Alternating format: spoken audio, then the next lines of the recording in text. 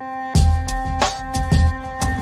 and gentlemen, big hairy news.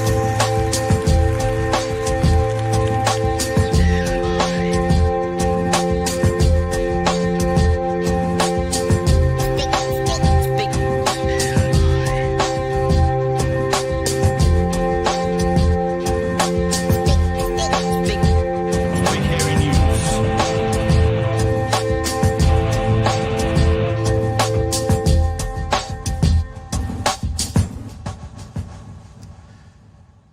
Hey, kia ora koutou, et whānau. Welcome back to another edition of Big Hairy News. Kia ora, Chewie. How are you, sir?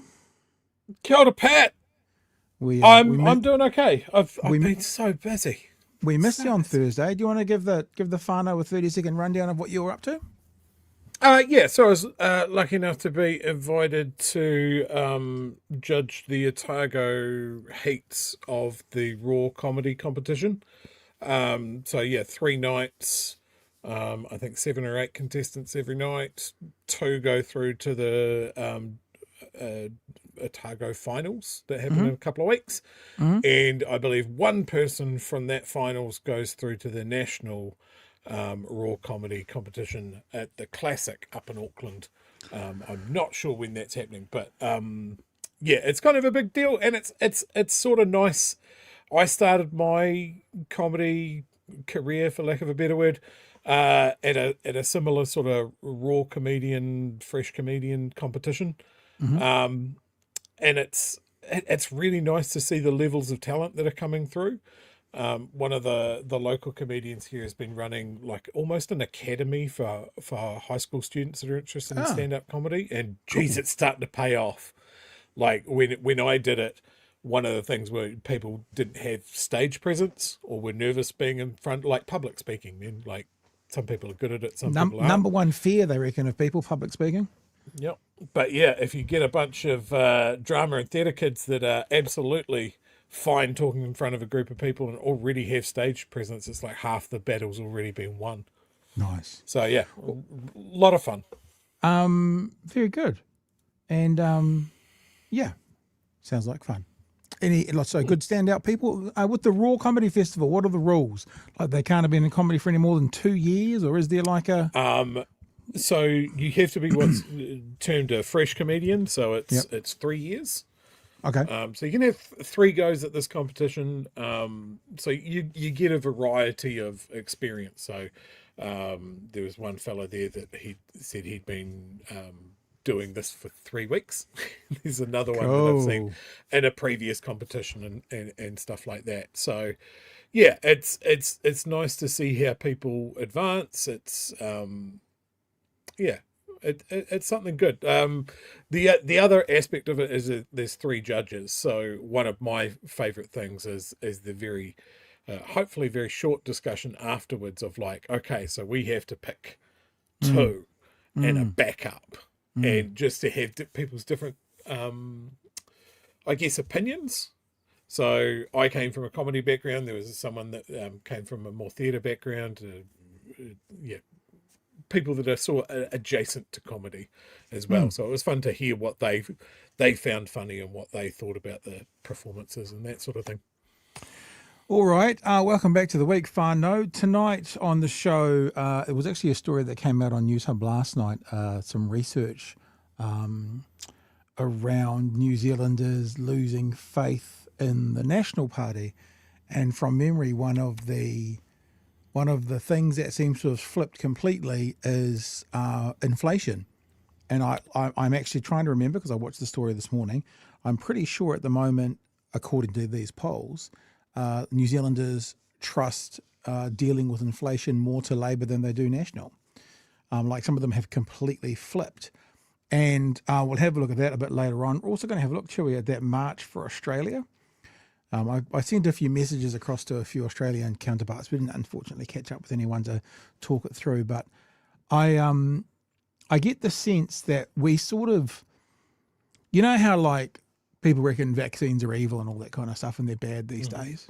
Anyway, I kind of almost get the sense, I thought about this today, the Hikoi at the end of last year, feels like that's a bit of a vaccine, a bit of a vaccination against something like a March for New Zealand. It feels like we've already got this groundswell of support. Because, put it this way, whānau, you heard it here first, within the next 2 or 3 weeks, someone will use that phrase. Brian Tamaki, Don Brash, someone will use the phrase March for New Zealand. I guarantee it. Oh, it's already happened. Okay, there you go. I see. I knew I could foresee it in the past, and it feels like what we've already got rolling here is sort of a bit of the antidote to that. Like, I can't imagine proportionally it being anything like what happened in Australia. And we're going to watch a clip tonight where someone says, you know, there was 100,000 Sydney-siders walking across the bridge that disagree with you. And this politician goes, yep, the problem's real big. Okay, we'll just squeeze past that. Yeah, all right. You mean like this, Pat? Yeah. Who is that? Is that Tamaki? No, so this is a piece that RNZ put out, I think, late last week, showing that there's data that shows an exciting shift by mainstream New Zealand to get behind Te Reo. Right, yeah. So it feels like we've had that groundswell of stuff, pardon the pun, behind people, and we'll have a look at that. This will be obviously an ongoing conversation. It has been for a long time, but we'll come back to that. And also, I want to have a look at the most hated man on social media this year. Before the show's out as well. A little bit of fun there to be had. Bit of fun. But we hear today that Winston Peters has given up any moral standing he had ever by wanting to put, shall we say, New Zealand first when it comes to things like buying houses. He's done a U-turn on that. And we're going to have a look at the story, but we're very happy to have with us Kieran McAnulty, the housing spokesperson for the Labour Party. Kia ora and good evening, Kieran. G'day, lads. How are we getting on? We're doing Good, well. Hey, mate. Good to have you the back. housing portfolio, is that to do, we got the right department here, or is it more to do with RMAs and building and stuff, or is housing literally Kiwis housing, the portfolio that you're spokesperson for? Yeah, well, it's linked to housing. I mean, you could argue that this was touched on overseas investment rules or whatever, but the guts of it is housing. And the principle behind it is that when there aren't enough houses, and we all know there haven't been for a long time, that New Zealanders shouldn't be priced out of the market. And that's exactly what was essentially announced today. They can package it up all they like, and Chris Luxon can talk about how this is going to grow the economy, and Winston Peters can argue semantics. But there will be foreign investors buying existing houses, pricing Kiwis out of the market. There will be not a single additional house made out of this announcement. They will buy existing houses, and that'll flow down and make things more expensive for the rest of us. Let's go to One News tonight. One News has got about a 3-minute story on this. We'll have a look at this and then come back and talk over the nuts and bolts. From One News tonight. It'll soon be easier for rich foreigners to buy homes in New Zealand. The government today finally confirming changes to the foreign buyers ban introduced in 2018 under the Labour New Zealand First coalition. So how will it... So who's that guy on the right, Chewie? The guy on the right shaking Jacinda's hand. Have you seen him before? Who's that dude? The ghost of Christmas past. work? Well, right now, under what's known as the Golden Visa, or officially the Active Investor Plus Visa, wealthy people from overseas wanting to gain residency here in New Zealand must invest a minimum of $5 million. But they can't buy a family home until they become a resident. The new rules mean those investors will be able to buy or build high-end homes worth $5 million or more. Senior political reporter Benedict Collins has more details and reaction. A picturesque home like this one for sale in Queenstown Yeah, that's my holiday home, Chewie. Haven't been up there yet, but this is where we go on the weekends. will set you back a pretty penny. Now the government's opening the door for foreigners with its Golden Visa. We must roll out the welcome mat and incentivise investors to choose New Zealand as a destination. We can't afford to turn up. That's interesting, eh? We'll come back to this, Kieran, but the word must, I'm going to underscore that. We must roll out the welcome mat. We must implies maybe because of financial decisions they've made, they have to find the money from somewhere, because the emphasis on the must. We must roll out the welcome mat. Not we want to, or we think it's best, or here's a good idea, but we must. We'll come back to that. Golden visa. We must roll out the welcome mat and incentivise investors to choose New Zealand as a destination. We can't afford to turn our nose up to friends around the world who want to bring their money and their know-how to this country. We know if they have a base here and have a home here, they spend more time here. These wealthy investors will soon be allowed to buy or build one home here. But there's a minimum spend, $5 million. Above $5 million, it's about 10,000 homes. About 80% almost are here in Auckland, and about another 10% are in Queenstown. Some say it's about time. Well, the idea is that they will then spend longer here and take a bigger position in our economy, and hopefully immigration and property lawyer. Downstream economic benefits to New 2 Zealand. thumbs up for And that he thinks guy. it could lead to house prices rising. Housing market's really flat right now, and sometimes what happens with these situations is some of the deals at the top end bring confidence right through the market, and so it can. So, since the 80s, they've had a name for that, haven't they, Chewie? Something down. It's basically a version of that how it kind of trickles down. The confidence would start at the top and trickle down. You know, it gives confidence at the bottom, so it starts at the top, and that confidence sort of trickles. It kind of trickles down. I wonder if 60% of the time it works every time. It's great. Yeah.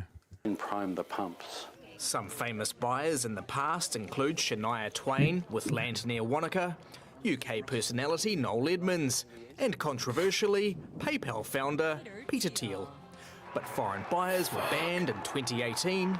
We'll introduce that law to ban overseas speculators from buying existing homes, and we'll do it by Christmas. National had campaigned on letting foreign buyers back in on a much grander scale, but were blocked by Winston Peters. And just remember, Whānau, that's when they had their limit at 2 million. You know, the average house price for Auckland's basically. They wanted to do it at 2 million, not 5 million. He's now on board with these changes. Winston has been very constructive and positive about the need to attract investment to New Zealand. Winston Peters should change the name of his political party. He's no longer putting New Zealanders first. Labor says Kiwi homes should be for Kiwi buyers. Well, ultimately, if they want to come and make a home in New Zealand, they can buy a home now. This exemption means that they can buy property in New Zealand without coming to live here. Our position, the Labor Party's long-standing position, used to be New Zealand First's position as well, is that you should only be able to buy a home if you actually want to live here. The opposition accusing Winston Peters of selling New Zealand out. Benedict, I know you've been speaking with New Zealand First Leader Winston Peters this afternoon. What's he had to say? Well, he sure didn't take kindly to that criticism from the Labor Party. He told me he completely rejects this notion from Chris Hipkins that what the government is doing here is going to drive up the price of houses and make it tougher for Kiwis to buy houses here. Mr. Peters told me that he felt that the Labor Party needs to get a financial advisor because it really doesn't understand how the housing market works. Yeah, there you go. All right, Kieran, me and Chewie have had a bit of a chance to chip away during that, pardon the pun. What are your initial thoughts there, sir? Well, Winston Peters is pretty keen to talk tough through a written statement. If he was that solid on his position, he would have fronted the cameras like every other one that did. But no, he's quite happy to once again have a crack at the people that are putting forward their position rather than defending his own. And I think it says it all. This bloke has launched a career on supposedly defending New Zealand's interests, but when it's in his own political interest, is quite happy to wriggle out of that. Some might say the baubles of office might have got to him again there, Kieran. Some may well say that.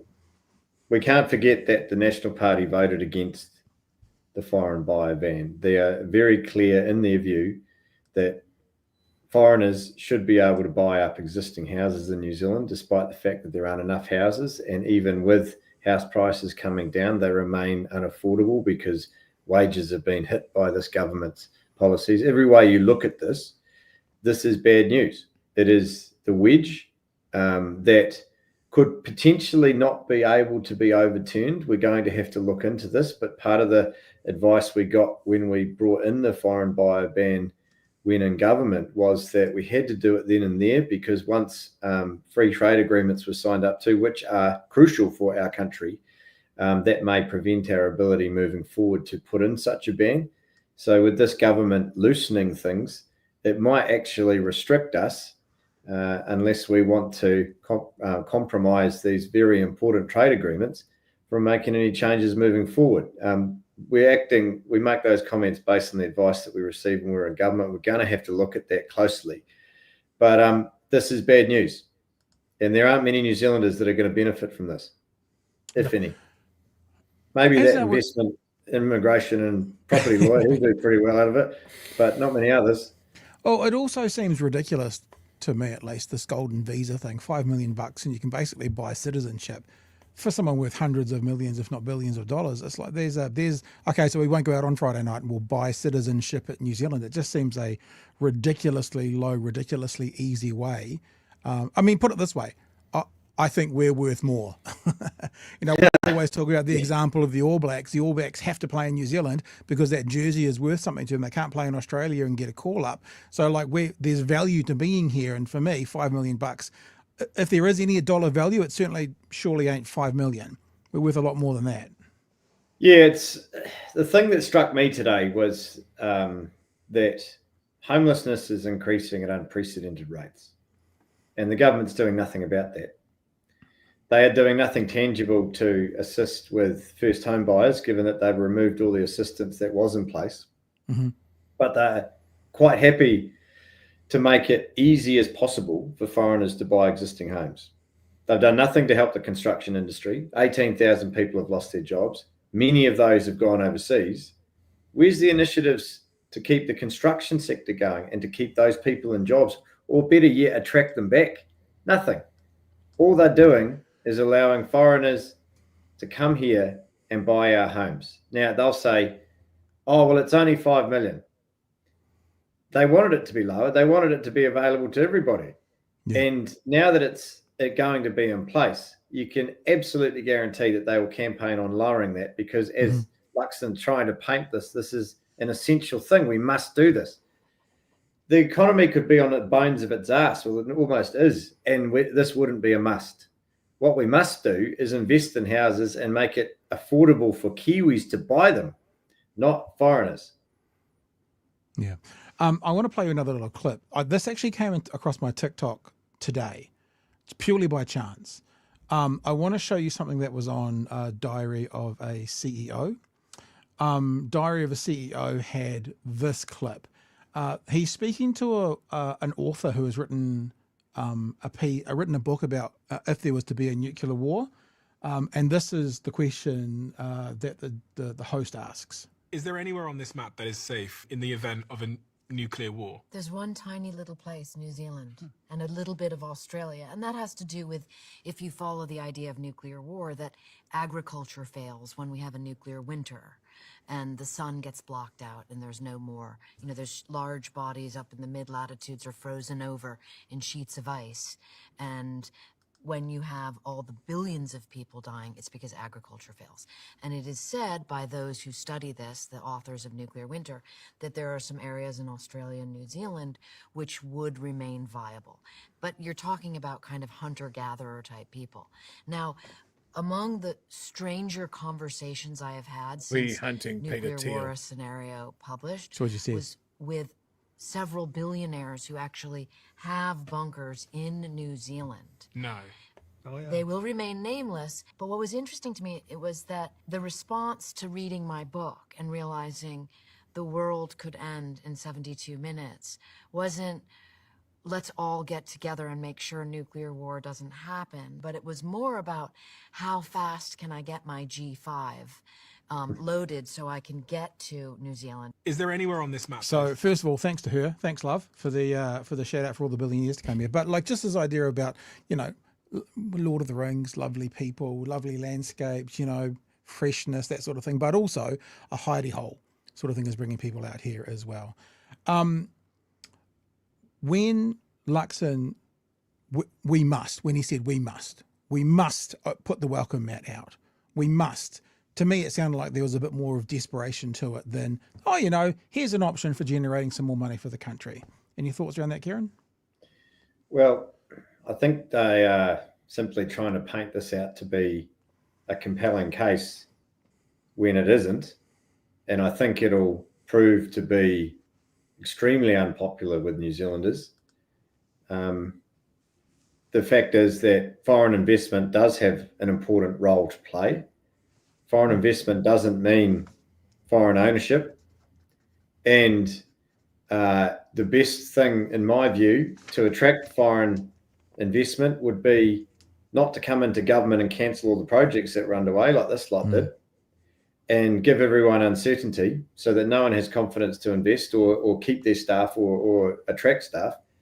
No one really wants to invest in a market that is uncertain. They could invest in additional infrastructure projects instead of announcing ones that were already committed to and already previously announced. They could have continued building houses like we were instead of stopping them. They could have carried on with plans to build hospitals instead of downscaling those. If those things had happened, then New Zealand would look pretty attractive for investors, and you wouldn't have to make changes to foreign buyer rules around residential housing to get their money here.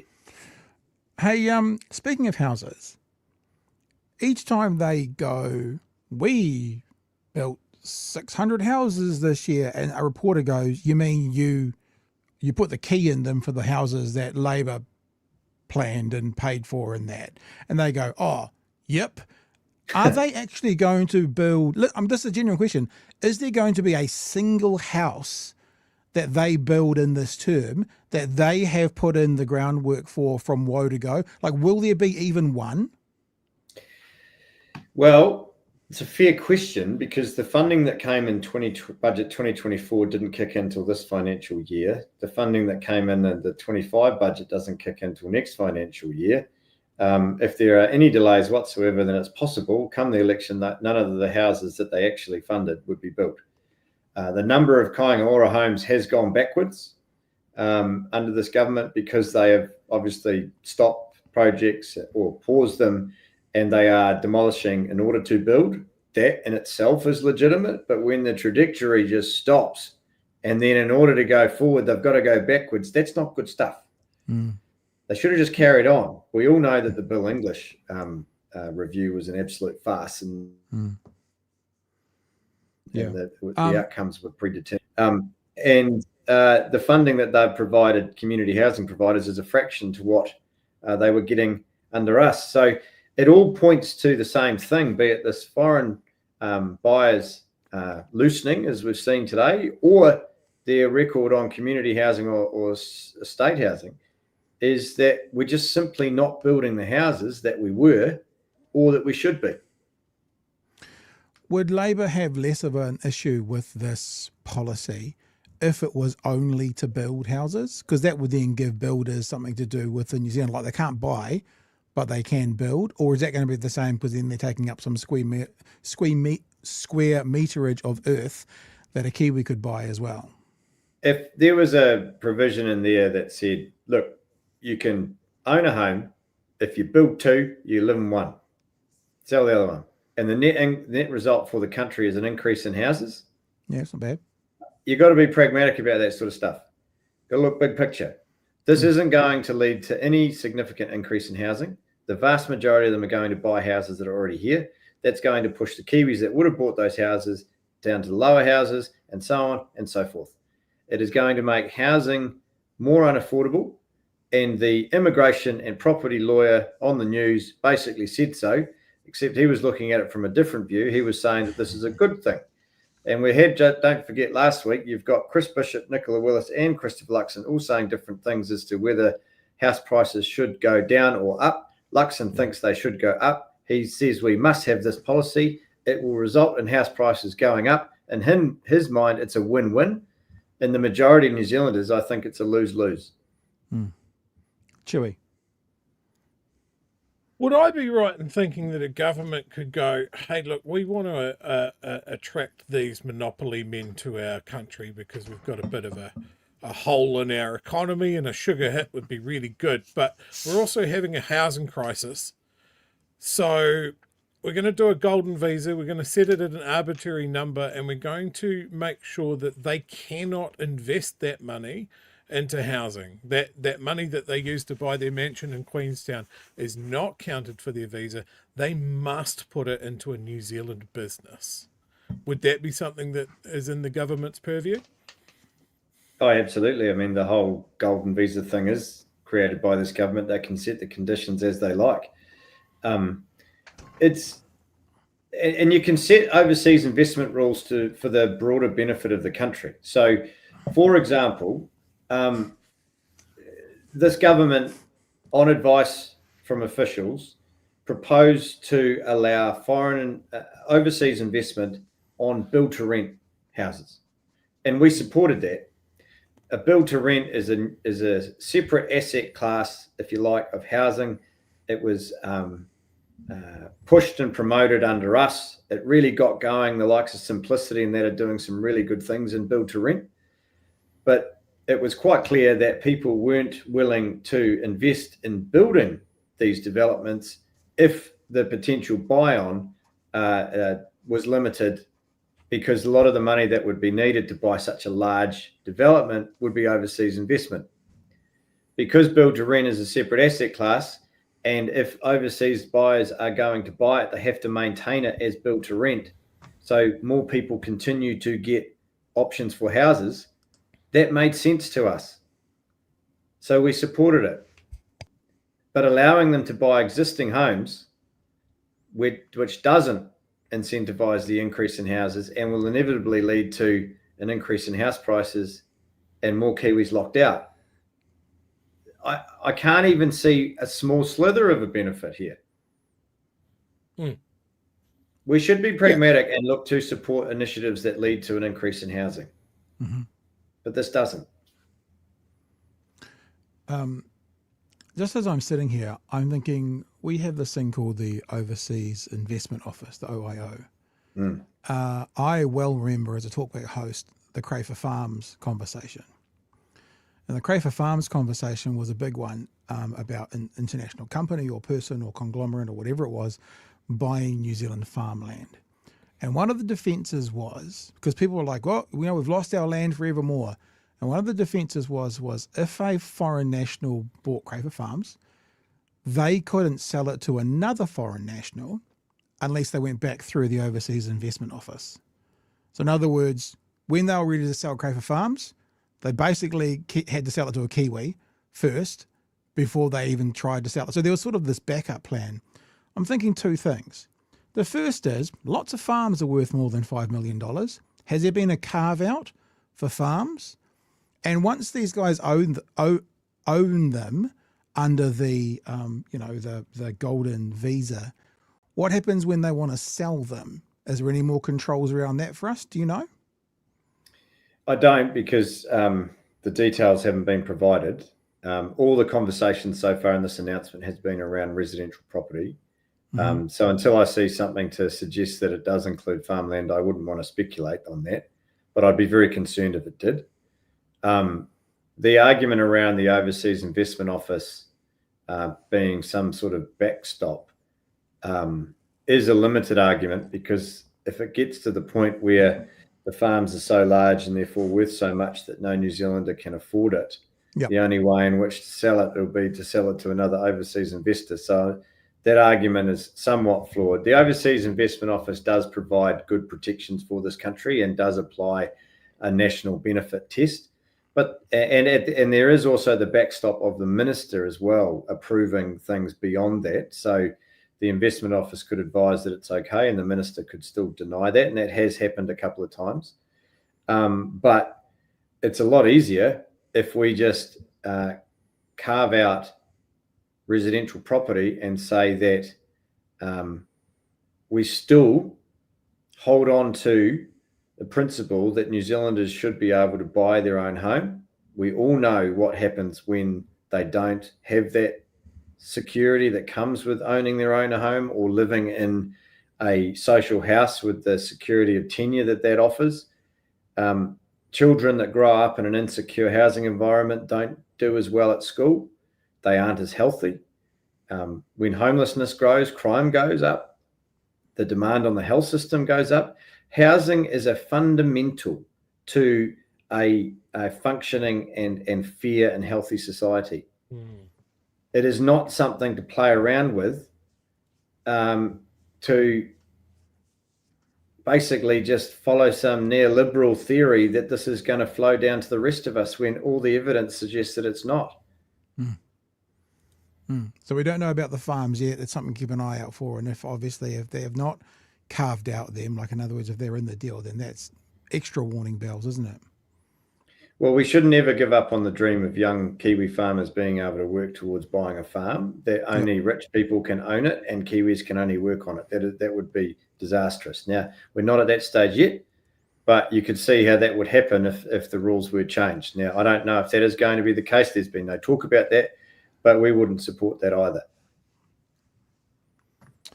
Got any more questions around the housing, Chewie? Because I want to ask one other question.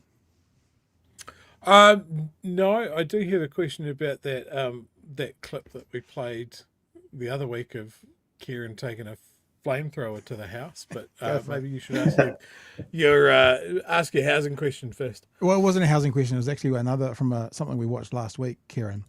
We were watching Bomber's show, and he was talking to John Tamihere, and he brought up the idea of if Te Pāti Māori worked with Labour, and I actually would think you could do the same thing with the Greens, but whatever, with one of the other parties on the left, and they didn't go for any party votes, and Te Pāti Māori won all the Māori seats, you could have a 6 or 7 seat overhang and control Parliament for the next decade. That kind of conversation, I'd never thought of it before. Credit to Bomber for the question, to John Tamihere. That kind of conversation, do you guys have those kind of conversations at all? Has it ever been floated? It sounds like I've always said that the right often seems to play politics better than the left. That seems to be like, some people might not like it, but a bit of a masterclass move when it comes to the game of politics. Completely legal, completely able to do it. 7 seat overhang to the left. Well, mathematically, of course, it's possible. But I think, given MMP's been around since 1996, and there have been all sorts of attempts at political, arrangements, they never really go down that well. And so you might be able to do it at a single seat level, like in Epsom, for example. Yeah. But trying to convince New Zealanders that this is a fair crack, instead of just standing on the platform that you want to put forward and expect them to, first of all, do as you tell them to, but also respect it as an approach. I don't think it'd be genuine, and my view is Kiwis would give you the fingers, really, to be honest. Really? The best way. Sorry, you go. Yeah, honestly, I could see where they're coming from. The same argument could be made on the right, of course, that they could do an arrangement with ACT or New Zealand First, for that matter, and try and achieve that. I accept that Te Pāti Māori hold electorates, more electorates in the ACT party. So in this current makeup, mathematically, it'd be more likely on the left, but I just don't think New Zealanders would swallow it. And frankly, I wouldn't feel comfortable with it. You know what probably part of the question is, Kieran, and we've kind of had this conversation before, we can look back to the left in, the US, Michelle Obama's famous speech, when they go low, we go high. It's like, I think a lot of people on the left are sick and fucking tired of going high, are sick of taking the moral high ground and getting kicked in the nuts by the right. So I'm not suggesting that you guys need to do anything different, but I think my gut tells me that a bunch of people who vote for the left just want to see some mongrel. They actually want to see, the attack dogs out a bit more from time to time. I think that's where it's coming from. Yeah, well, that's fair enough. I mean, I'm not sitting there having a crack at Bomber. I mean, he's just putting a legitimate potential theoretical possibility and hoping for a response. That's legit. Yeah. And my honest response is I don't think it'd fly. Yeah. It doesn't mean that we're soft. It means that I just don't think New Zealanders, we might sit here clapping ourselves on the back saying, how clever are we? And we'll be like, no, man, I don't want you to gerrymander this election. I want you to put forward an alternative. one that inspires people and demonstrates that those on the left have got a clear alternative that isn't based on division and things like foreign investment will be the savior of the day. A plan for our own people. And I actually have a fair bit of confidence that that's the way it's going to play out. I sense the frustration and I sense the desire for there to be more mongrel and detailed policy at this point.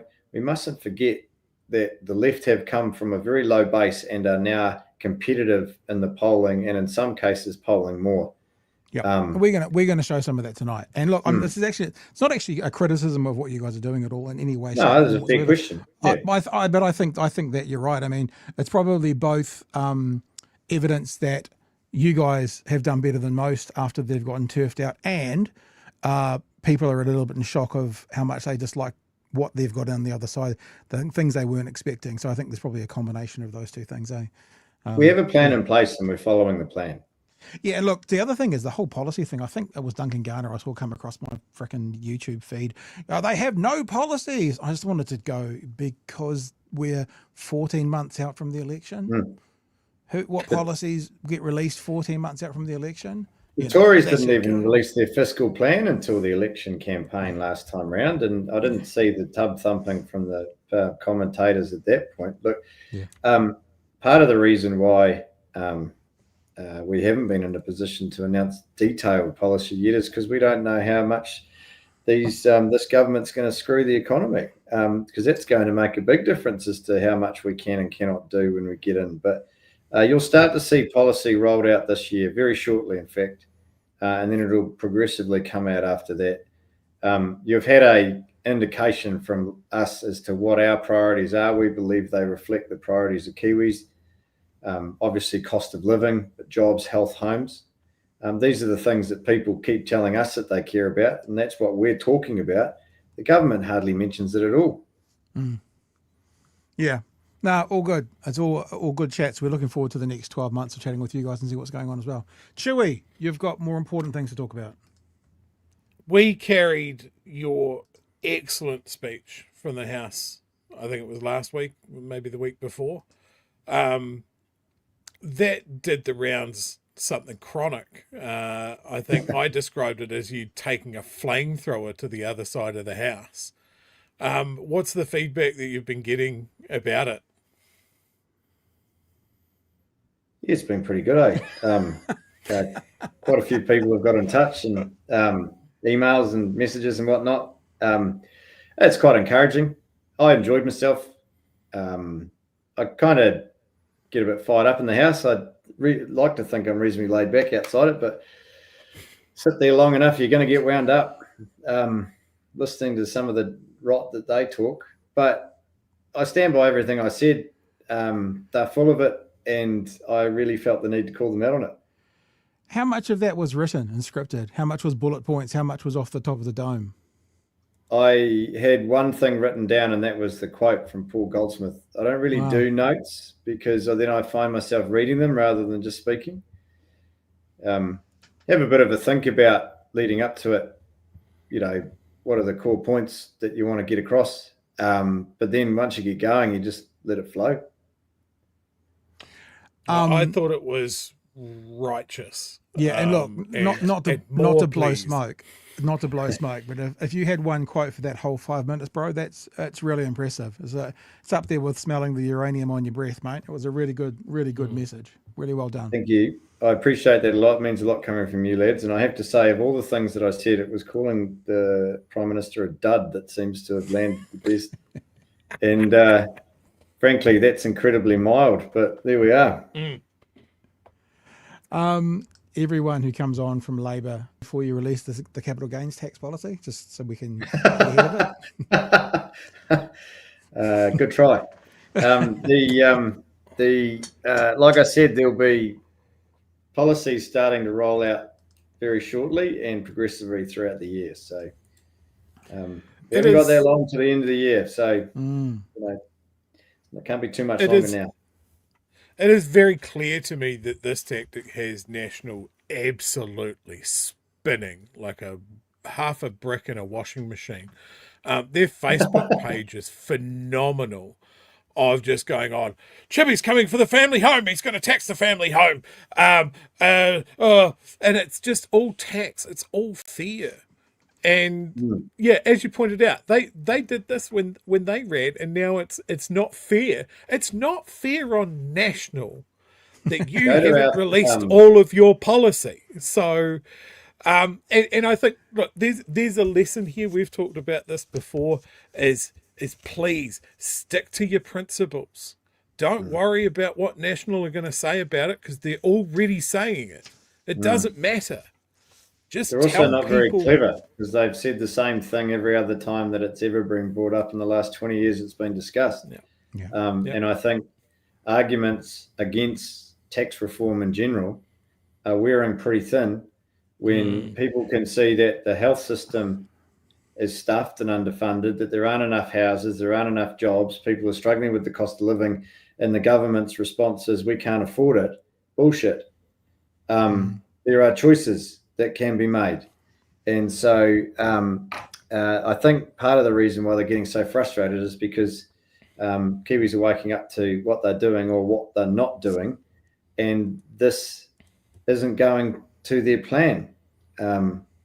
Well, they can stand there and scaremonger all they like, and go look at our Facebook page. We're talking about the things that actually matter to Kiwis, and I think that's why people are starting to get pretty frustrated with the government.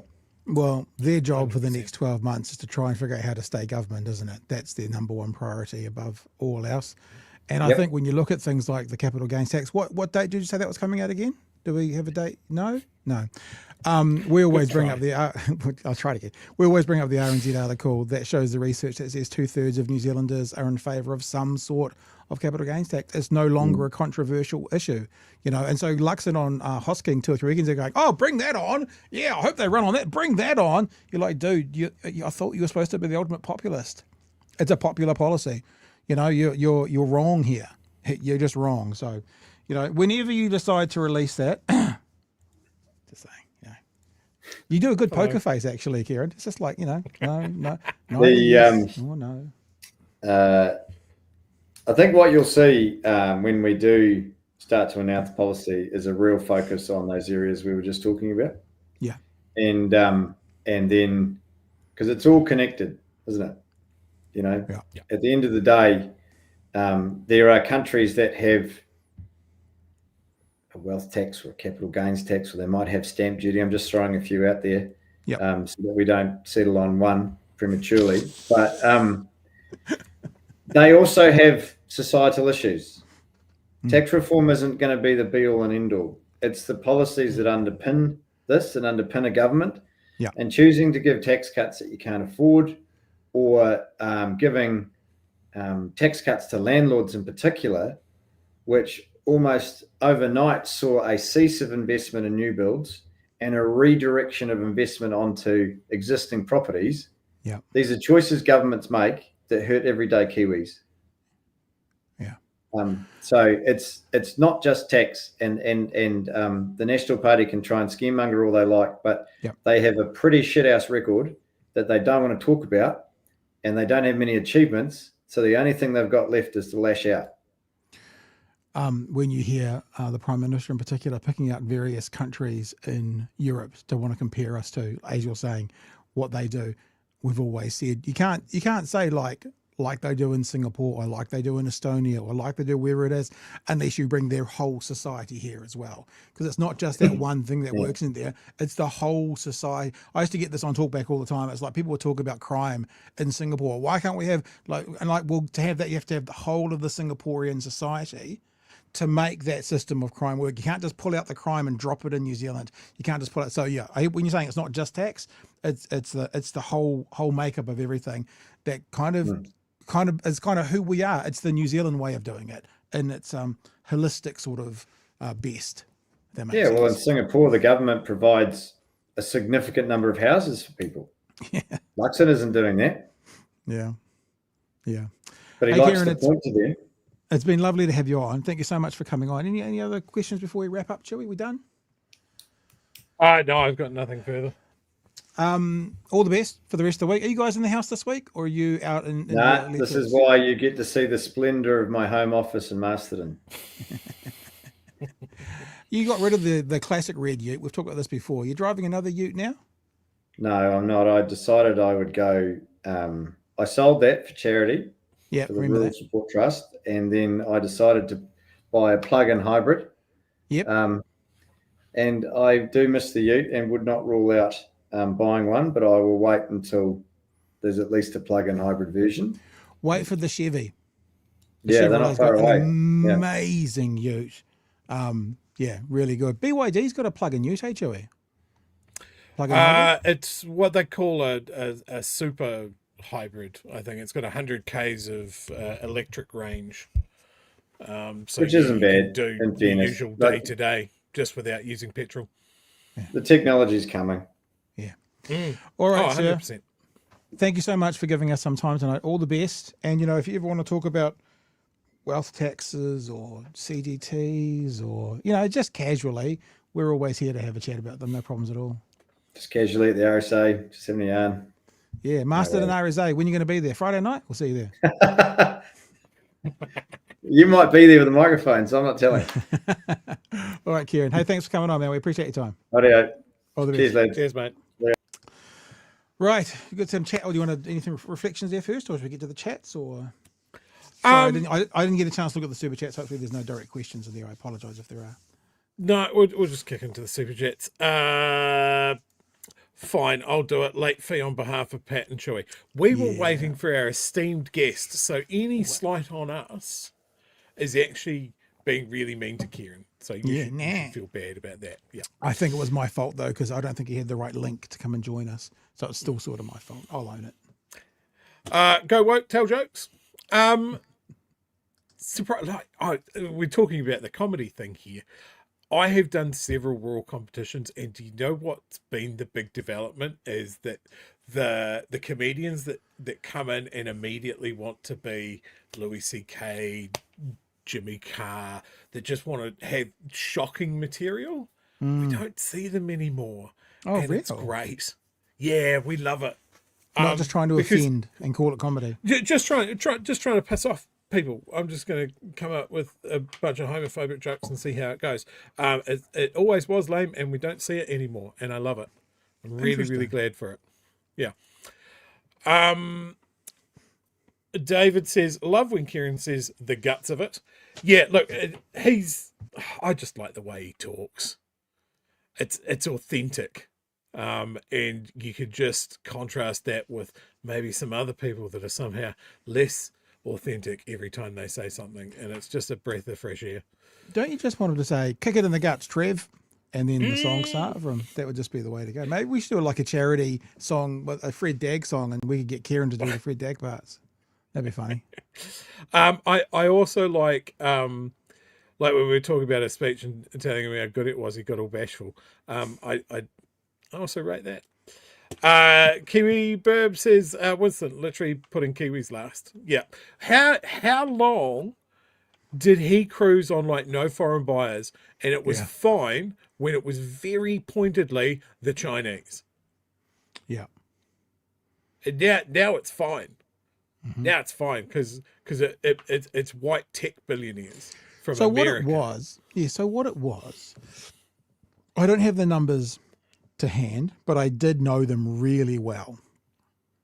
And it was the reason it was xenophobia or just straight out racism is there was a really small number of foreign nationals who were Chinese buying houses. It was like 1 in 100. It was tiny. But because Winston had stirred this pot so much, when you'd go to an auction in Auckland and you saw 6 Asian faces, that's what people thought. And you know who they were? They were New Zealanders who were either born here, or maybe they immigrated here when they were children, or maybe they immigrated here later on in life, but they were living here and they were of Asian ancestry. But the actual Chinese, quote unquote, Chinese foreign buyers Even as I say 1 in 100, it doesn't feel right. 1 in 1,000, it might have been. Who knows? But it was so microscopically small. But he whipped that up so much that people would turn up to auctions in Auckland, and it's like you'd hear the murmur, all these Chinese foreign buyers, and they weren't. They were Kiwi buyers. Well, they were New Zealanders, if they want to call themselves Kiwis, whatever. They'd committed to living, working, going to school in New Zealand, and they had Asian ancestry. It was the ugliest of the ugly. Yeah, a friend of mine was actually on the receiving end of that. He was looking to buy his first home. He went to heaps of open homes, but yeah, he was a young guy, originally of Chinese descent, born and raised here. Has a broader New Zealand accent than I do, and he would hear people talking behind his backs at open homes. It's really gross what that stuff stirs up. Do you know the funniest ever? We can go back to comedy for a sec. Is Raybon Khan. Raybon had a joke, because people don't know Raybon is of Asian ancestry, grew up in New Zealand, yada yada, and he had a joke, and he would tell of his experiences being racially sort of abused. And someone said to him once, "Why did you go back where you come from?" And he went, "I don't want to go back to Masterton." It's like a perfect joke. Absolutely perfect. Yeah. Look, we'll be covering this more in depth in the show later on, but racists are almost always very, very dumb. The first experience I saw as a child of seeing racism out in the wild was two skinheads in Timaru telling a Māori guy to go back to where he came from. And even as I think I was about 9 or 10 at that point, I kind of went, "What the fuck?" I tell you the funniest one you're going to see tonight. Well, we'll do it next day with this March for Australia. There's a guy standing there and going, "It's not about race. It's about this flag. There's only one flag for Australia," whilst behind him there's an alternative Australian flag flying. It might be the Navy one, and it's red. And he's going, there's only one flag, and I just wanted the reporter to go, "What about that one behind you?" And you go, racists. Yeah. It's very funny. Exactly. Speedlock says, "Trickle down your leg, you rich bastards. Go get your prostate checked. Remember, Blue September." It seems like a really aggressive. There's a lot of messages in there. Like a PSA as well. Yeah. Like, do you want rich bastards to get their prostate checked for good reasons or not? Yeah, good. It sounds like that could be the descriptor of some kind of porn movie. You know. Anyway. Mr. Arvid says, well, this was a direct question for Kieran. Apologies. Sorry, mate. But I agree. What's the point in building with home bankers? If we build more, won't people just buy them up and continue the cycle? We need major reform. Absolutely. And I think this is a classic case of National correctly, once again, hat tip to National, you correctly identified a problem. We want to encourage investment in the country. We have an economy that's probably not as productive as it should be. And then when coming up with an answer, you completely flubbed it. You stood on your own dick, shit yourself, and fall over because selling rich houses or expensive houses to rich people doesn't solve any of these problems. But wasn't it fantastic that, I don't know, but they probably have talked about this, but Kieran comes up with a solution straight away. Build 2 houses, live in 1. Ching-ching. Done. Oh, I'd go even further. Under my regime, they'd have to build a fucking hospital to live here. But there's a solution. A public hospital. And if you want to bring, if you can't afford a whole hospital, then bring more of your rich mates to contribute more money to running the hospital. Then you can live in a bunker under a hill near Wanaka. But you also have to give the government the alarm codes, the gates to let us all in. You know, it's just some of this shit. Like the list of people that they were going through and going, "Oh, these are the wealthy people that live in New Zealand." Do you know who wasn't on there? Who? James Cameron. Oh. Because he came here, he liked it here. He just bought a product, no special favours. He just went through the process and now he lives here. Yeah, and the third Avatar. We normally do a movie thing at the start. I watched Avatar again over the weekend. Haven't watched it for yonks. Man, it's a good film. The special effects is just, I'm off the charts watching that. And I started watching the second one, and as I'm watching it with my 15-year-old, she goes, "Oh, the third one's coming out in December." And I'm like, "What?" So December 15th, people. I'll see you at the reading cinema to watch the third one. It's just Dances with Wolves in blue. It's so, but I mean, when you talk about, I don't know quite how Kieran worded it, but basically what positive thing it does for New Zealand. Jason Momoa the other day said that he only wants to film movies either in New Zealand or Hawaii from now on.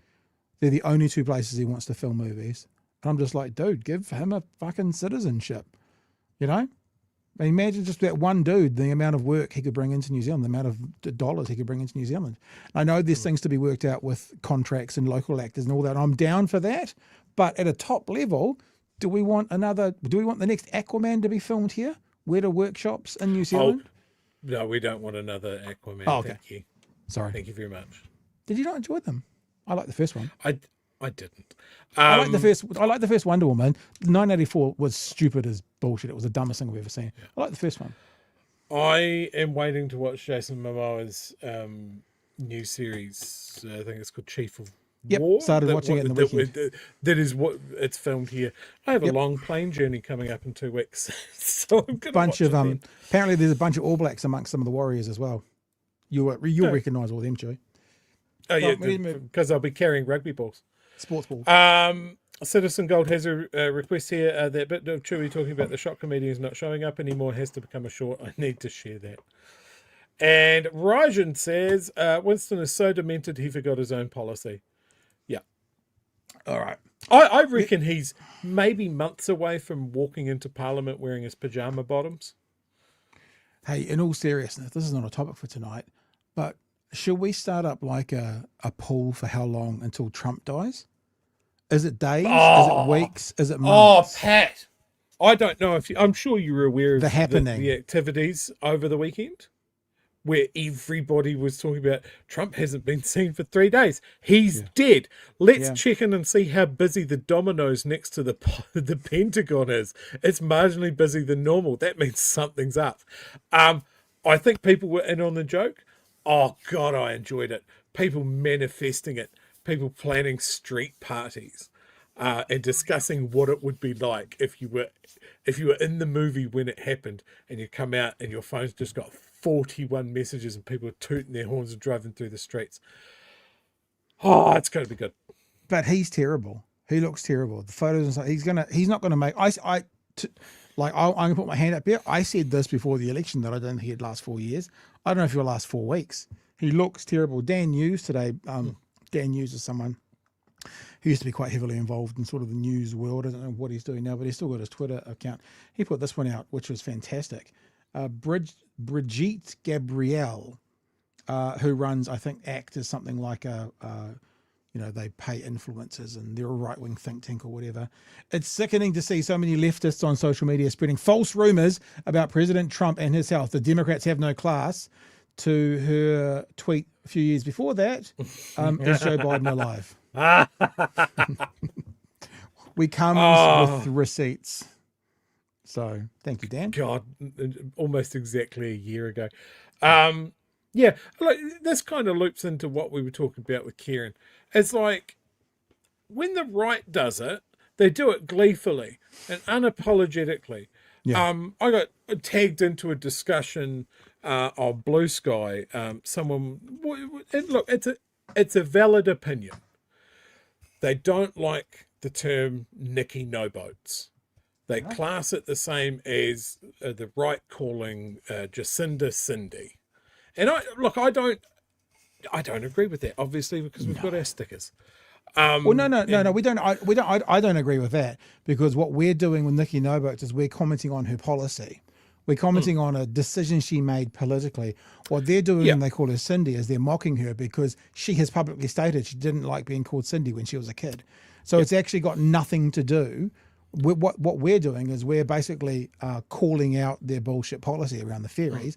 What the other ones are doing are just being mean, which, whatever. using a name that she actively said she doesn't like. So it's not the same. Yeah.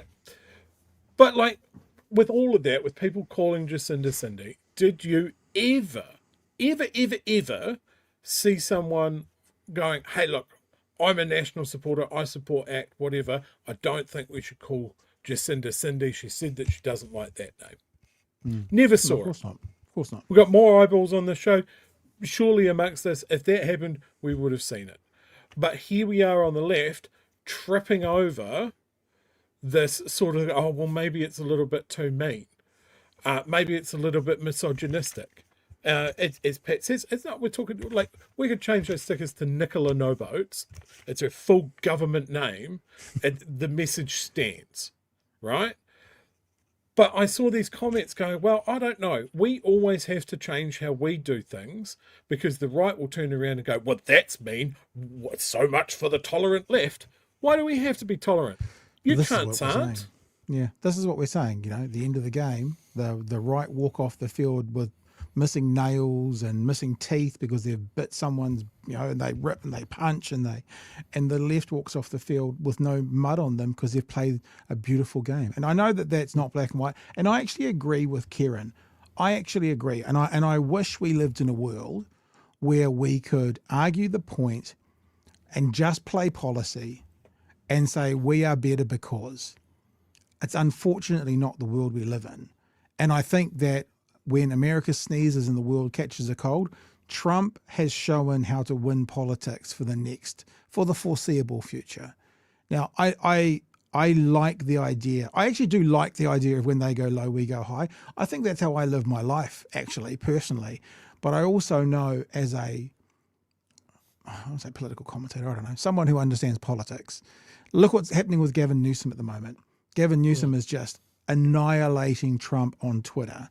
Mocking, he's basically doing Trump better and smarter back to Trump, and he's getting cut through because that's what this media cycle, I can't think of anything better than having a really smart, intelligent, well laid out conversation around a round table with different political figures. Do you know how much viewership that would get? 3/5 of fuck all compared to, what? It's Winston Peters. Everyone knows Winston. That would rate so much more highly. So we have to not lose our ethics or moral, which is what Kieran was saying, but also understand that there is an element of gamesmanship in this. And typically the one who plays the better gamesmanship will be the one who's more likely to win. And if we don't win, then you've got these arsonists in making the most, like if you're well off, if you're doing well, if it doesn't really impact you which side is in, not really, not winning for you might not make a big difference. Not winning for the disabled, for the homeless, for the most vulnerable, for Māori, not winning for them is a huge difference. Would I rather give away my morality and be like, this feels a bit uncomfortable, but, I'm sure in war, when soldiers were shooting at other soldiers, it felt pretty uncomfortable, but there was a reason and a rationale to do it. Not suggesting anyone shoots at anyone, by the way, metaphorically speaking. So where do we go down that line of going, this is not about me and my ethics or my comfort? Like, because the words I'm using are wrong because I'd never give up my ethics. But where am I prepared to push a bit on those boundaries and play the game a bit more to try and get the win that people who are much more vulnerable than need so much more than me? Make sense? Yes. Slight tangent since we're talking about Nicola No Boats. I was speaking to someone from her electorate over the weekend. And I gifted him some Nicky No Boat stickers. Our sticker making machine that makes many stickers all at once. Yeah. Is it also capable of making one very big sticker? Yeah, of course. Oh, that's good to know. Back windows of a few cars. That's all. Just a very big sticker. I think it's the width is about 400, but of course, if you do it right, you could have two 400s and you could stick them together. So, Like and obviously the roll is 25 meters long. So yeah, that's quite a long time that way. That's a lot of Nicky. All right, let's talk About Australian Nazis. Yeah, there's lots of little facets to this conversation, but first of all, let's get. I think this happened all around Australia, but I'm pretty sure this is the Melbourne. I was going to say rally. Protests. Here we go. Violence has erupted on the streets of Melbourne as thousands of protesters clashed. Police struggled to keep any order as a rally billed as a march for Australia was met by counter-protesters, with officers resorting to pepper spray to stop brawls. Chaos and violence as anger took over the streets of Melbourne. Two protests shutting down the city as thousands flew the flag for their beliefs. The reason for this march was not about racism, not about... Sorry, I'm just going to bring this back. I just want you to pay attention. For their beliefs. I just want you to pay attention to the different flag back here, Chewie. This is the moment. That's the naval ensign. Yes, it's not the flag he's talking about, though. All he needs to turn... If he turned around, he'd probably lose his shit. This march was not about racism, not about pro-war. That's quite the Australian accent he's got as well. One flag for one nation, one people. One flag, one nation, one people, whilst we're seeing two different Australian flags here. Just a little side note there. It's also interesting that this is not about racism. This is not about white people. And we're about to show you a neo-Nazi speaking from the pulpit. So, but you know. It was about one flag for one nation, one people. We were a great country until our politicians let all those brown people Someone come and get their nana. whatever. She's in the sherry They again. sold us out. The March for Australia group was the largest, beginning at Flinders Street Station and walking under an anti-immigration banner. Don't want to scare anybody, but there's certainly more than one flag there. Just saying, Eureka just putting it out there. Yeah. Old fella better not see the other ones, because there's more than one flag there. Coming head-to-head with counter-protesters who claim the march is racist. Standing up for mass immigration, we just happened to be walking past this way. So they all jumped us. Police resources were stretched to the absolute limit. Officers on foot, horseback and bike, sometimes not enough. Eggs flew, flags burned. Anyone and everyone caught in the firing line. A police barricade stopped counter-protesters walking any further south than Collins Street to avoid further clashes. They then marched here to the steps of State Parliament. The two groups came agonisingly close to all-out war. As counter-protesters left, "You're racist and you're hateful." The March for Australia stormed towards State Parliament. Neo-Nazi leader Thomas Sewell addressed the audience. But it's not true. It's not about white people, and it's not about racism. You know, but one of their main speakers is a neo-Nazi. But it's not. This is not hyperbole as well. He is leading an avowed and stated neo-Nazi group. Yeah. He was a part of the group that went to the Posey Parker protest. You know, so...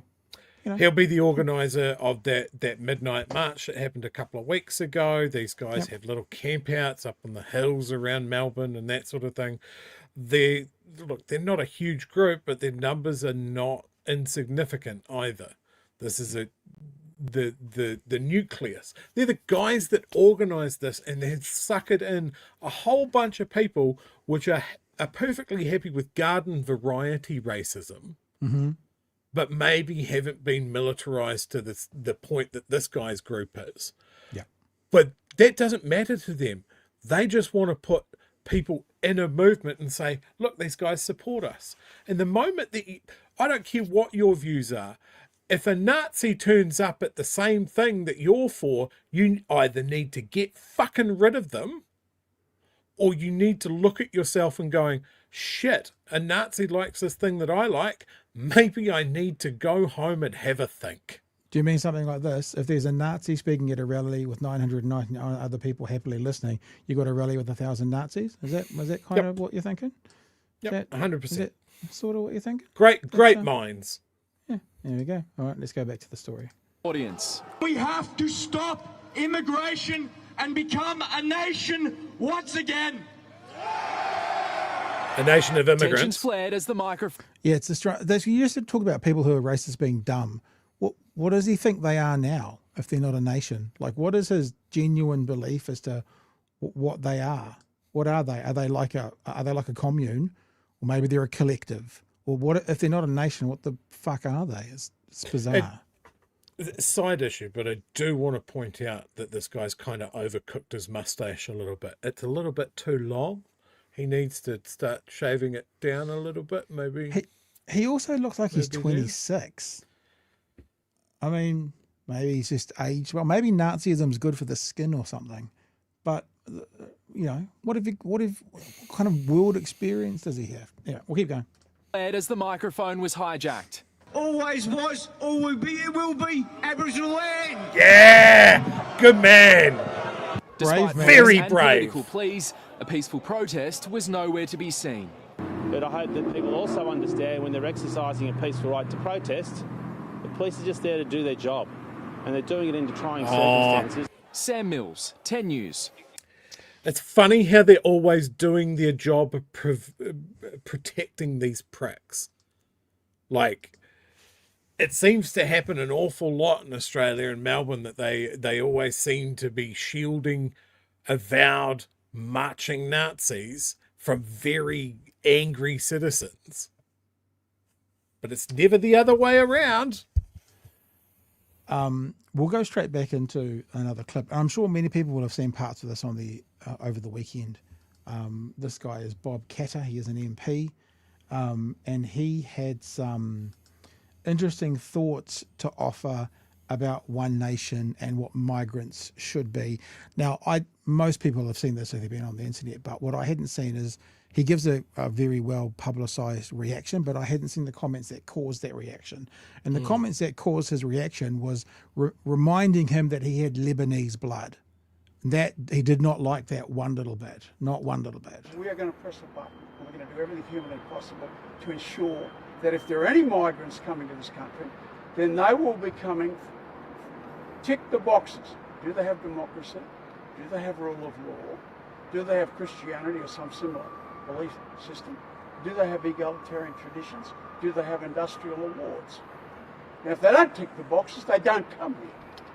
So there were 100,000 people who attended the rally. Their police reckoning. So that's 100,000 a couple of weekends ago over the bridge, who marched over the bridge to support the people of Gaza.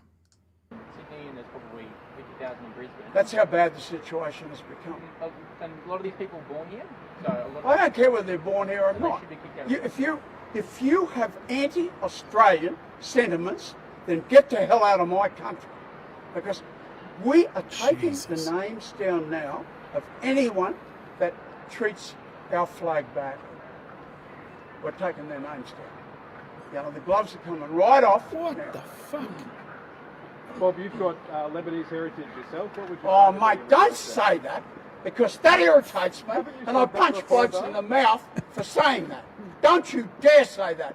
My family have been in this country for 140 years. Right. And so what about before if you then? say anything like that, I have, on many occasions, punched blokes in the mouth. Right? So I'm restraining myself today. Don't say it. Don't remind him that he's got Lebanese blood. Maybe some of his fellow white nationalists weren't quite aware of that. I think that's got. I don't know. He is always my example when someone, maybe they're talking about women in politics and just saying that they don't have the temperament or the emotional control. Yeah. He's my example of like, oh really? Look, Australia's always had a problem with racism. Like, do you remember the Cronulla riots from 10, 15 years back? Yeah. Yeah. Like, this is a problem. It's always bubbling around. And as much as that guy Sewell wants to say that this was about immigration, him and his fucking merry band of swastika worshipping goons immediately went down the road and attacked an encampment of Aboriginal protesters. So it's not about immigration as much as they want to dress that up and attract, as I said, garden variety, casual racists into going, oh, it's just about the flag. It's just about positive things. It's bullshit. that MP at the end did give off a little bit of Abe Simpson vibes away. I mean, you put a 10-gallon hat on that head, you've pretty much got it. One of the things I wanted to say, and I think we started the conversation closer to 9 o'clock, that it feels like we've got a little bit of an inoculation, not completely, but things that are happening here, pro-Māori things that are happening here, feel like they're a little bit of an inoculation. I mean, could you imagine, like we had, was it 30,000? We had 30,000 at the Hikui just before Christmas in this little old country. And it just feels, obviously we're not saying everything's sweet as, we were all on top of it, no problems at all, but it feels like it's a little bit of a, for want of a better word, a vaccine, a little bit of a antidote to that stuff getting here. And I know that they exist, Chewie. You probably know better than me, but I just can't imagine the numbers. I know what happens is you get some avowed white supremacists, neo-Nazis, and they draw a crowd of, adjacent people. But in Australia, you also seem to have a core of, 100 avowed neo-Nazis. You don't seem to have that here. You don't have the huge number of a group that you have a few. And it's the people who are alongside them who make up the numbers. So I don't know if that puts us in a better place or it's just proportional.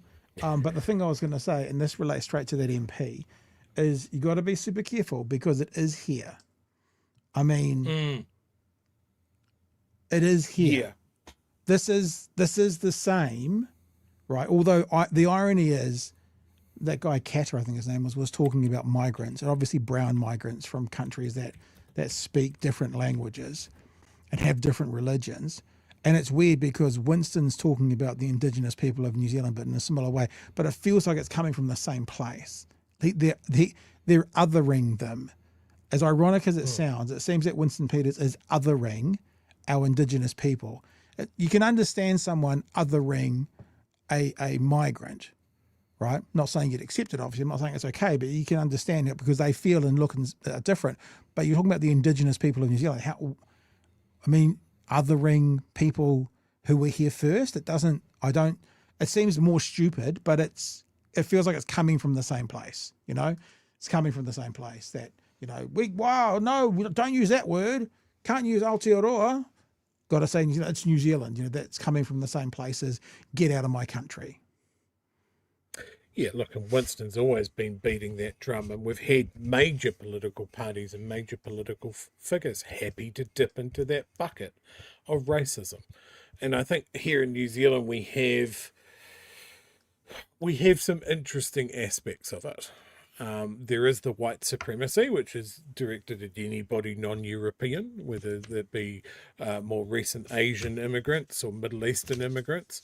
We have that white supremacy directed at Māori as well. But when it's convenient, we can try and get Māori on side. Mm-hmm. Like, one of the most baffling things I've come across before is Māori in New Zealand-based neo-Nazi groups. Really? Yes, it happens. It's not especially common, but it is not unknown because they are the original Indigenous people, right? So if we want to direct that at outsiders, then that is also a very useful tool for those groups to say, look, we're not white supremacists, we're just concerned about immigration. Look, we have a brown one. Here's our token. It is crazy when you see it. But yeah, I think yes, it is something to look at Australia and go, "Oh, we're lucky we don't have that this bad here," and we do have that inoculation, as you said. I don't think it's a vaccine. I don't think it's something that we can be complacent about, and I whether agree. that is from our politicians or whether it's in our day-to-day. It's that casual racism. Like I was part of a discussion on Blue Sky where someone was talking about having to call out their mother-in-law for saying something casually racist at the supermarket when someone that is not white worked at the supermarket, and she turned to her and says, "Oh, I guess the ethnics are out today," and she immediately turned to her mother-in-law and stomped on it and said, "Hey, look, no, we don't do that." I've had to do that in a family setting to a joke of going, oh, fuck no. I will ruin vibes at the drop of a hat with that sort of stuff. And it's that sort of hostile environment to that sort of casual racism. You know, if it's someone you don't know and they make a joke that's racially insensitive. One of my favorite ones is like, I'm sorry, I don't get it. What's funny about that? And see them try to explain it. It's awkward. It makes them acknowledge their racism. And then it goes to our politicians that we should never encourage it and we should call it out wherever we see it. And it goes as far as if that hard right-wing organised to do a fucking march, then it must be resisted.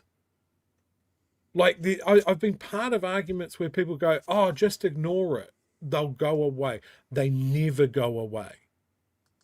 It's that analogy of being in a Nazi bar. They start by being nice and pleasant, and then they bring their mates, and then it's a Nazi bar. So you just have to fucking shut it down. And I'm glad to see that people put their bodies on the line in Melbourne. Mm-hmm. And I'm talking about that old guy that grabbed the bike. Yeah. That is the very definition of using your white privilege. He was allowed to approach that microphone because it was an old white fella with a big white beard. He's going to say some stuff on our side. And he didn't.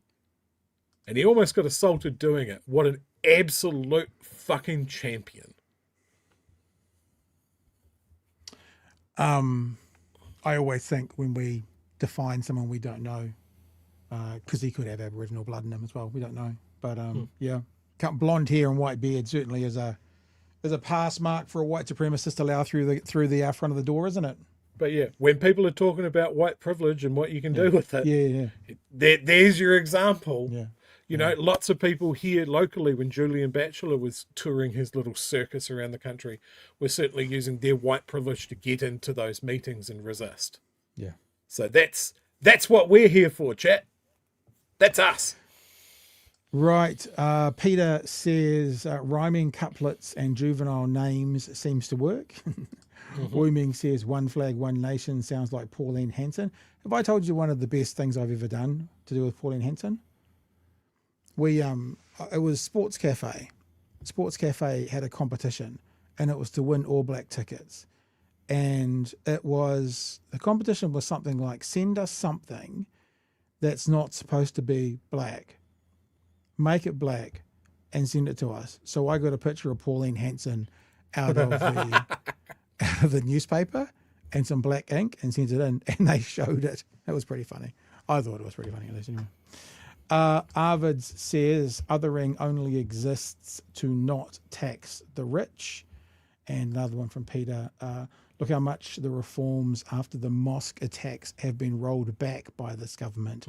There's an awful reactionary element out there. Yeah.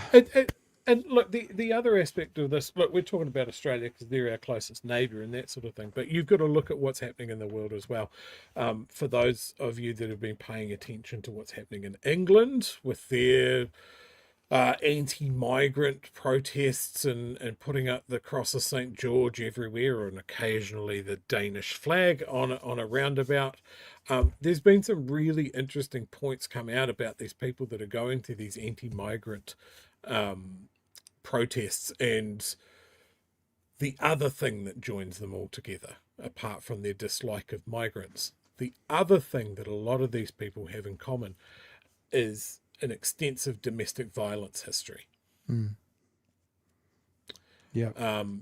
It's from the study I saw that was done in the UK, from the people that were arrested at these race riots earlier this year and I think last year as well, is that they all had domestic violence convictions. So yeah, I just think it's a funny thing that joins them all together. The violent, hateful people. Speaking of violent, hateful people, I'm just joking, Pando. It's just a bad gag. It's just a bit of a joke. This dud. That's amazing, Kieran. That was all off the dome, basically, except for one sentence. That makes it even more impressive. So this came out last night on 3 News, but it only got put on YouTube this morning. It's worth having a look at because I think we know this, that this government's not very good at this, but that's starting to trickle through and be seen in the polls. Now, as always, typically don't really care about the polls when it comes to percentage in the House and how many seats. And this one's a bit different, though, because it looks at how people think each party is handling the economy and stuff now, which is definitely a snapshot of what the country thinks today. So let's have a look. Kia ora, this is 3 News. A new poll shows Kiwis are losing faith in National's economic credibility, with confidence in its ability to handle the cost of living crisis plummeting. The party has also lost ground on all the top 5 major issues, even the ones it usually sees as strengths. Amelia Waite has the numbers. Abundant daffodils for Daffodil Day mark the start of spring. I'm loving the outfit. Isn't it great? The PM given a job to do on Friday on top of his day job. Yeah, I'm trying to keep... Do you know why he had time to do that job on Friday, Chewie? Because he's got no portfolios. So this is what he could have been spending time doing, his portfolios, but instead he was doing flower arranging. The hive healthy Wellington, so yeah. But the beehive is still stuck in its winter of discontent, despite spring being sprung tomorrow. The economy's stalled, unemployment's up, and people are still doing it tough. I mean, like, from the mainstream media, bang, bang, bang, you know? 3 pretty big hits there. Think the government is doing enough for the cost of living? Probably not. Like, definitely not. No, at all. Not at all. It's a hard question. Possibly not. So that what that means, right, is that he's a National supporter or an ACT supporter. Because when he says it's a hard question, what he's doing is going, these are my guys, so it's hard to see them not succeeding. That's what that means. That's my honest held belief. That's why it was hard from him.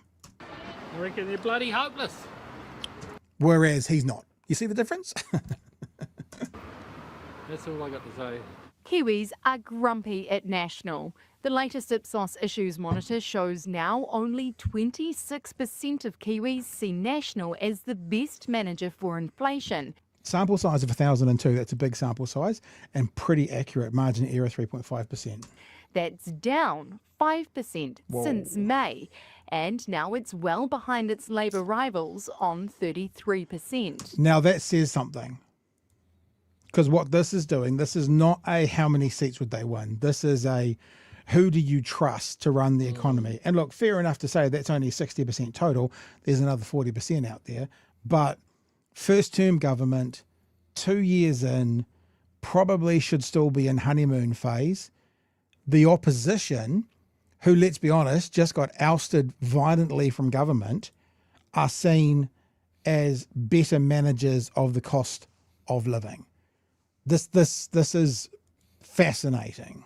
Obviously, if you came to power promising to solve the cost of living crisis, that's bad news. And it feeds into this narrative that, first of all, confirms what people feel, which is that they're doing it tough. And second of all, that, the government isn't living up to, what it was elected on. The Ipsos survey also shows National is losing ground on its handling of the economy, something the party talks up when it can. Well, look, I think we've got the right economic plan for the future and for New Zealand to realise all the incredible potential that sits in this country. There's, as I've said before, it's a two-speed recovery. Pay attention to the woman. Okay. So I've noticed her popping up in almost every press conference and appearance that Luxon is doing. Mm-hmm. We'll come back to it. Okay. Currently. Now, just 32% of Kiwis see it as the best manager of the economy, down 15 points since last February. Did we get that far now? 15 points. 15 points. So that means they were basically 50%, 47. 15 points is huge. Labour's still not higher than them, but National having dropped 15, and its lead on Labor is wafer thin, just their 2 wafer. points. We're the adults that have been elected to clean up the mess. That's what we're doing. It's been pretty tough. Does anyone believe, like, honestly, look, if there are anybody out there right now who are National supporters, does anyone believe this? Like, do you believe that we were elected to clean up this mess and it's what we're doing? Honestly? Like, I mean, that's a real, genuine question to people who would vote for National or start a party on the right. Do you really, like, Craig Rennie has this great line he ends most of his podcasts with because, you know, he goes, are you feeling back on track yet? Has that happened? Are you feeling back on track yet? Do you really feel like these guys are putting it right? Because I would hate to say it like this, but reality might say otherwise.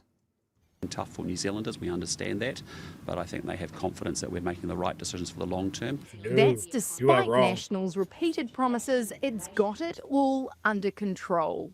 In fact, National's polling is down from its peak last February on all the major issues: inflation, health, the economy, housing, crime. Confidence has fallen in all areas. The left bloc is now the preferred manager for 17 of the top 20 issues. Do you hear that, Vano? The top 20 issues in New Zealand politics, the left bloc currently is seen as the leader on 17 out of 20. That's 85% of the issues. The left bloc are seen as the leader. Crime. Confidence has fallen in all areas. The left bloc is now the preferred manager for 17 of the top 20 issues. Well, I don't comment on polls and surveys, as you know. I know I was because they're never good for me at the moment. Elected, and we were elected as a government in 2023, and there'll be an opportunity in 2026 for New Zealanders to make that decision: are they better off under us? Labor's gains are by default, not from momentum, because the party hasn't released a skerrick of policy. Voters are punishing National because... That's a fair way for a reporter to bring it up. She's basically saying, Labor's doing this well, and they haven't even opened their mouths yet. What does that mean? Exactly. The cost of living is still hurting. They are the party that promised relief, but haven't yet delivered it. There you go. So, Chewie, do you want me to bring up that picture? I don't know who that person is you want to talk about. Or do you want to comment on that first of all? What are your thoughts? Look, I was trying to find the post that discussed it, but essentially, like, my partner noticed the other day at a press conference that she was standing immediately behind him and just like looking at him in this fawning sort of way. So I started looking into it, and she has been at almost every media stand-up while he's been out and about. She is involved in Crimson Education, the education group that John Key is on the board of. Yeah. I just find it interesting. Like, she doesn't have anything to do with New Zealand Police. She's what is she doing in this education group. There's no common thread that links her to these appearances that I've been able to find. Like, she doesn't have anything to do with police. She was at a factory or a business appearance. It's just weird. I'm really trying to find that post. I can't find it. But because the other thing is, right, there can be people, I don't know, hangers on, but she's up the front of the press conference. She's not just like with the Prime Minister a lot. She's in front of the cameras. Maybe I need to go and track this down and watch the whole press conference. Yes, I thought I'd bookmarked it and I can't find it. So surely that everyone up there, all four of them, would talk for some reason. I mean, could it be to do with police colleges or something? Oh, okay. I've just found it. Hat tip to Mountain Tui. He put the post up on Reddit about 13 hours ago. Nancy Liu, why does Luxon take this John Key Crimson Education National List MP to all of his press conferences in Auckland? So we should definitely, like, she's I've got an image here. She is front and center on this Crimson Education thing. So there she is, there, right in the middle. Girlboss.nz. Girlboss.nz. What? So this is something I think we've touched on just a little bit, but with all of these curriculum changes and school changes that Erica Stanford is putting through, a lot of the material that they're sending through to schools and is basically coming to save the day for our educational achievement is coming from Crimson Education, an organisation or business that John Key sits on the board of. So, what's that word that I like using in cases like this? It's corruption. Corruption is the word that I'm looking for there. Oh my gosh! I'm just having a look. I'm just educating myself on Girlboss. Girlboss.nz. Oh, that's how Join it the starts. movement. Join Girlboss today. This is how it starts. This is like becoming a Nazi. You just start casually reading their literature. Is that what you're saying? Yeah, I reckon so. But yeah, like here she is again, and yeah, obviously the piece that jogged my memory just then. Something to keep an eye on. I will endeavour to find that press conference and see if she says anything at any stage all the way through. I'm going to go set up is it the last story? Have we done 3? I think it's the last story. Do you want to do any super chats out of there while I get the last story ready? Yep, just got the 2. Holy shit, Luxon is David Brent. Table salt. Table salt. I was elected to lead, not to read. What a time we got. Oh gosh, let's look at that time already. All right. Okay, guys, this is a bit of a more lighthearted one to wrap up the show. I'm sure many of you would have seen it. The most hated man on the internet over the weekend. And how to completely fix the situation in just one post. Do you know what's funniest about this? So I'm sure everyone's seen it, but we'll just describe it. Young fella here, there's a tennis pro. He's about to give him the cap. The millionaire businessman beside him steals the cap. But what I find it fascinating is, what I find it fascinating is he also borrows his black pen, and you watch, he gives his pen back. He won't give the cap back. Cap's gone. And the kid's going like, hey. And they've obviously borrowed his pen, and so he'll give his pen back, but not the hat. What an evil dickhole. Dingus, I think you used the term dingus last week. Well, so this is the professional. This is the professional meeting up with the kid afterwards. Of course, the tennis pro did the really nice thing on his Instagram. Basically said, I didn't see it happen. Can you help me track him down? They tracked him down and they got to meet him, which is kind of cool. That's pretty cool. I mean, credit to the dude, to the tennis pros, obviously a fan, gave him a new cap and some other bits and pieces, got some one-on-one time with him, which was all very lovely, very, very lovely indeed. And then, of course, the internet did its job. Multi-millionaire faces backlash for snatching tennis star's cap from child. A wealthy businessman who was filmed snatching a tennis star's cap from a child is facing an intense backlash. That's the Polish man's player's name, Kamil Męczyzrak. A Polish player was signing autographs. Did I nail it? Did I stick the landing? I just think you're very brave to attempt a Polish name. Very good. Was signing autographs after his second round victory at the US Open. Broadcast footage shows that some twonk stole it, yada, yada, yada, yada, yada. After the video was shared, Mr. Zizrak, who is the chief executive of Dogbrook, a paving company, was quickly identified, leading to a barrage of criticism online, including on gowork.pl, a Polish jobs search site. The backlash eventually prompted Mr. Zizrak to deactivate his social media account, while the tennis player managed to make contact with a young fan named as only as Brooke to make amends to him, which is a pretty cool story. That's not to come. That's another one. I did have the write-up, but basically he came out and said, it's a life lesson. It's a life lesson. He's learned something from the young fella, yada, yada, yada. And I've got, actually, I don't have the tweet that he put out afterwards before he deactivated all his account. But what I thought I would show Chewie is this is if you're an adult and you're not entirely sure how you're supposed to be at a professional sports event when a child is there, here's the example for you. Actually, I've got to turn this down because I think there might be music on it, right? So this is America. This is baseball. Guys running for the ball that's been hit as a home run. You know, going for it. Little girl's going for it. He goes, "Yes, I am the king of the world," and then gives her the baseball. This is the appropriate. And then she is stoked as a stoked thing. So I just thought we'd put that up there as well to show the appropriate behaviour of an adult and a child when it comes to professional sports and wanting a little memento. That's the actual way to do it. Pat, you didn't have a statement. I know, I did have it and I didn't have it. I put it somewhere else. But I've got it right here because it's the best bit.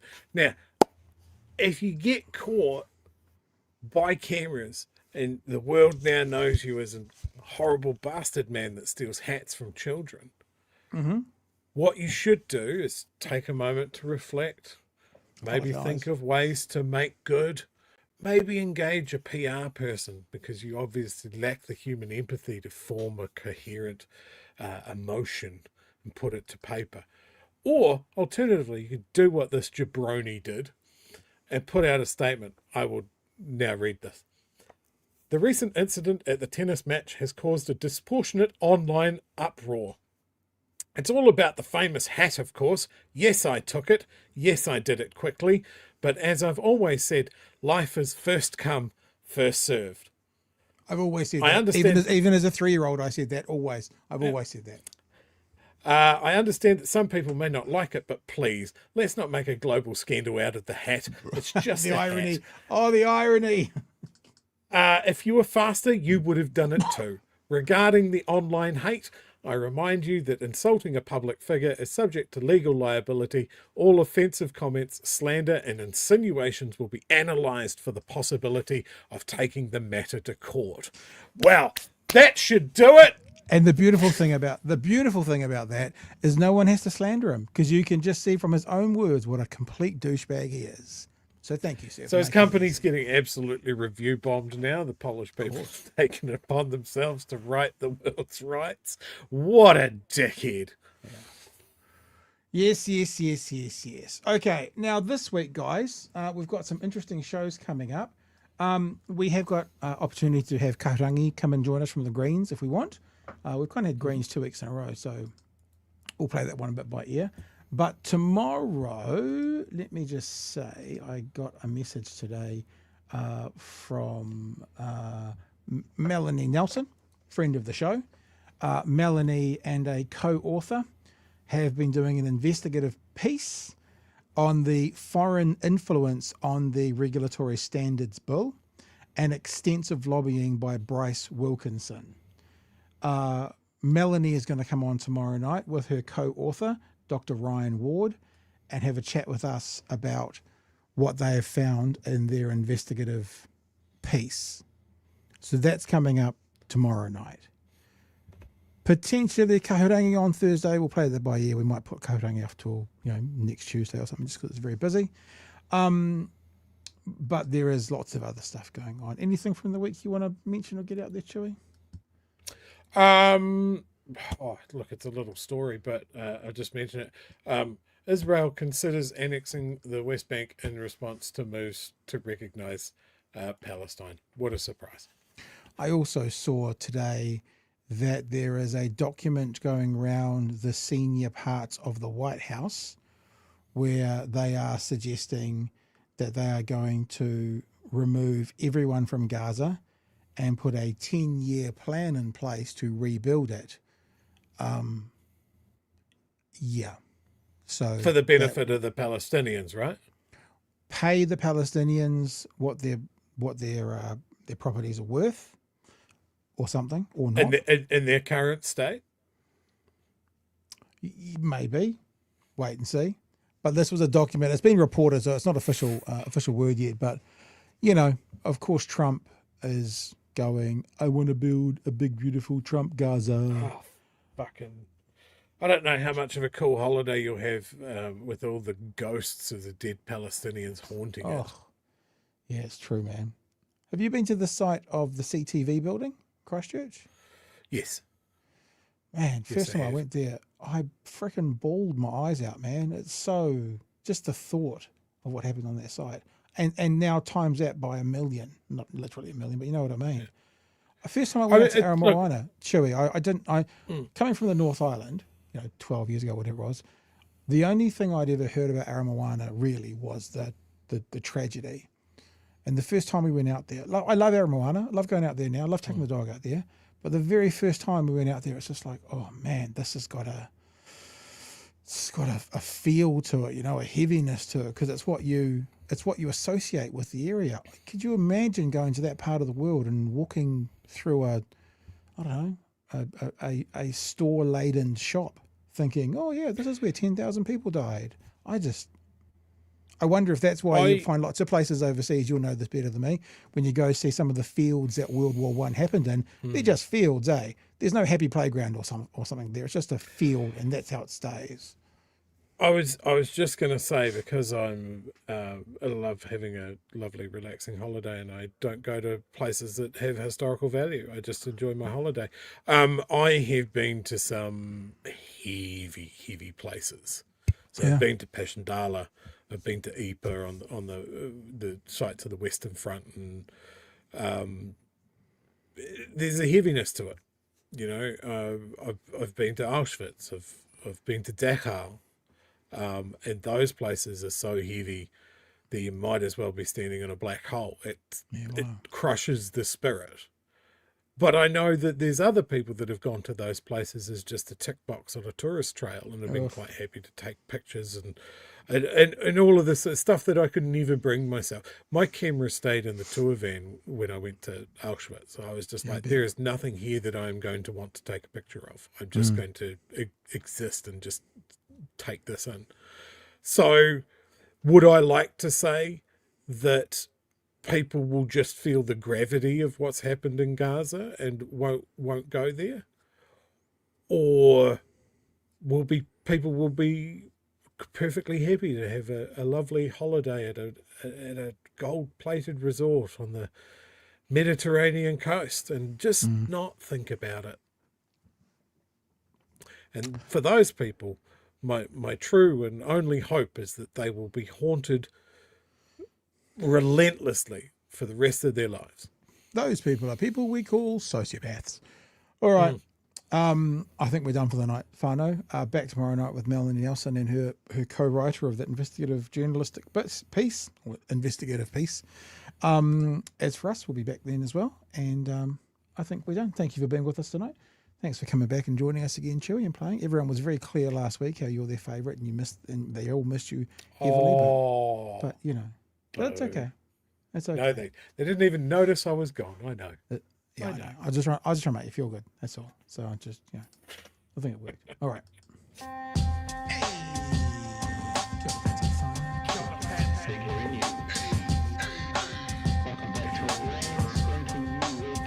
Help us settle a debate, whether it be thoughtful or funny, even if we're all creatures of hate.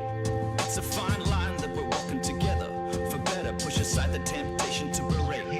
Let's take a note of the corners we stand in. As many points as the hairs on my chinny chin chin. When the news that we're watching is hairy, knowing all the things that we need to be wary of. Like the rich have the hand out for rewards, while the many have to work at what they can't afford.